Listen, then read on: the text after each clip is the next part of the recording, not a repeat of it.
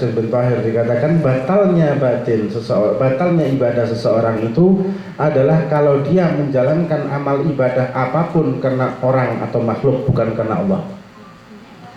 Ketika kita menjalankan sholat karena orang, kita menjalankan puasa karena orang, takut orang, ya kenapa kamu kok puasa?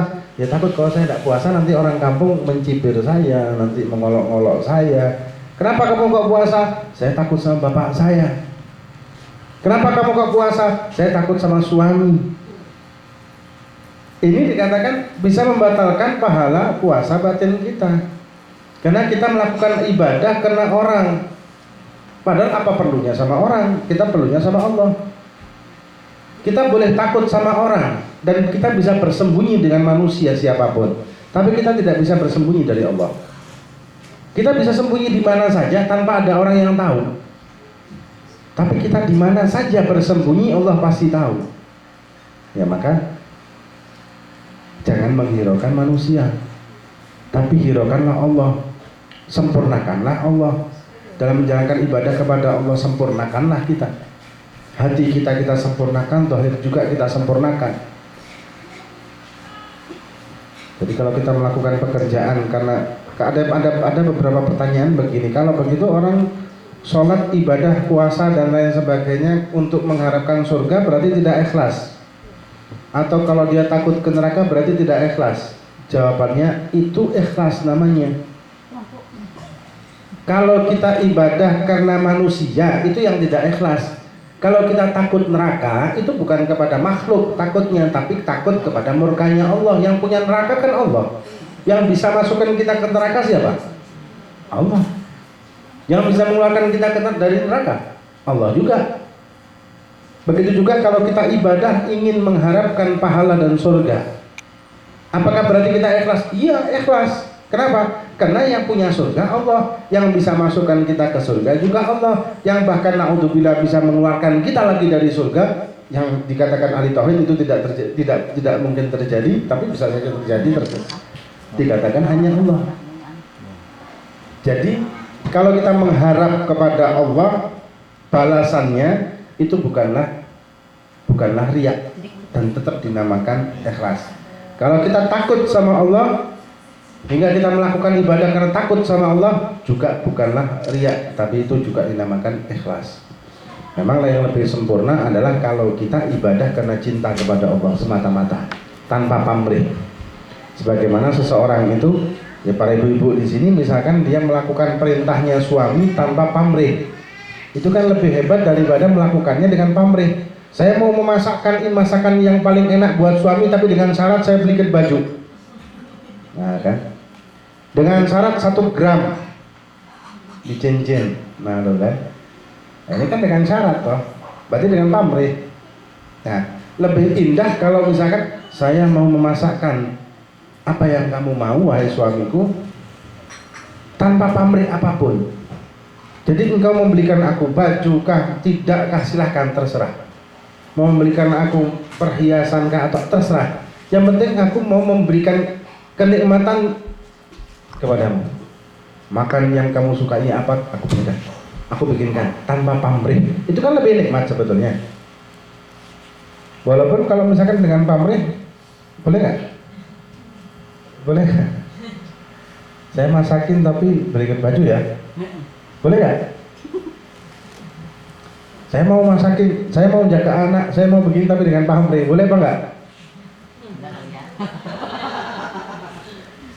Tapi zamannya sudah sekarang. Beda gimana? Zamannya sekarang sudah beda. Bedanya? Zamannya sekarang begitu kali ya. Itulah. Jadi kita kalau minta sama Allah termasuk ikhlas. Kalau kita takutnya sama Allah hingga mengerjakan suatu amal juga dinamakan ikhlas. Paling puncak-puncaknya, paling tingginya, paling utamanya adalah orang semata-mata karena cinta kepada Allah tanpa pamrih. Kalau kita masih belum sanggup untuk itu, saya tidak sanggup karena saya masih mengharap surga, nggak apa-apa. Saya masih takut dengan neraka, silahkan, boleh. Dan itu masih ikhlas. Yang harus betul-betul dijaga adalah kita melakukannya karena manusia.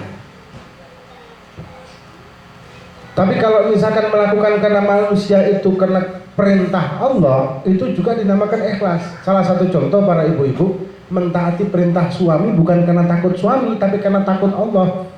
Allah yang memerintahkan para istri taat kepada suami kalau kebaikan. Maka ketika si istri-istri mentaati suami juga dinamakan ikhlas kalau niatnya saya takut kepada suami ini karena Allah memerintahkan saya untuk taat. Bukan karena galak suami saya, bukan. Itu juga dinamakan ikhlas. Tapi kalau misalkan karena takut suami galak bagaimana? Apakah dinamakan ikhlas atau tidak? Walaupun tidak apa-apa ya, bukan ini tidak dosa. Istri mentaati suami dalam hal kebaikan karena takut sama suaminya semata-mata, itu nggak dosa, cuma pahalanya jadi berkurang. Kalau misalkan takut taat kepada suami karena takut kepada Allah, maka pahalanya bertambah. Istri bikinin kopi buat suami, kenapa? Karena saya takut kalau kopinya nggak sedia jam segini, saya bisa dilempar piring. Misalkan begitu. Dengan kenapa kok kamu ingin membuat kopi, saya takut kalau saya tidak menyenangkan hati suami saya, maka Allah murka sama saya. Beda kan? Sangat berbeda sekali. Dia membuat kopi tersebut dengan dua niatan yang berbeda dan manfaatnya juga dua-duanya berbeda. Yang satu manfaat dapat dari Allah Subhanahu wa taala manfaatnya, yang kedua manfaatnya sedikit, hanya kesenangan dari suaminya saja. Suaminya senang sama dia, sudah selesai. Dan yang didapat sama istrinya ya karena amalannya tersebut karena suami, ya sudah, tidak ada apa-apa. Tapi kalau karena Allah melakukannya hal tersebut karena Allah, maka dia mendapatkan ganjaran dari Allah. Kalau tidak, maka cuma mendapatkan senyuman pujian dari suami aja.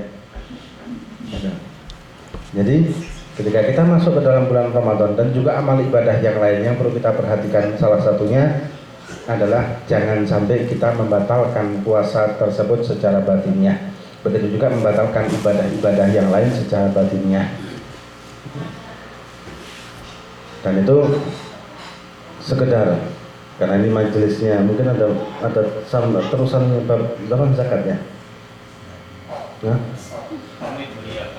ya, dia akan karena majelisnya Habib Abdullah ini saya tabarukan aja, yang moga-moga dengan majelis ini Allah SWT memberikan kita semua yang hadir di sini manfaat, barokah, dan menambahkan kecintaan kita kepada Allah SWT, menambahkan kecintaan kita kepada Nabi kita Nabi Muhammad SAW, dan semoga kita bisa memasuki bulan Ramadan dengan sehat afiat dan bisa menjalankan ibadah puasa dengan sempurna.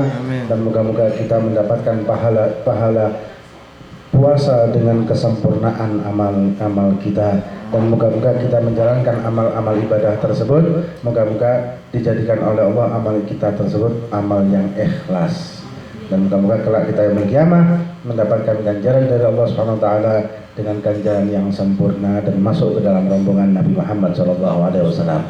Assalamualaikum warahmatullahi wabarakatuh.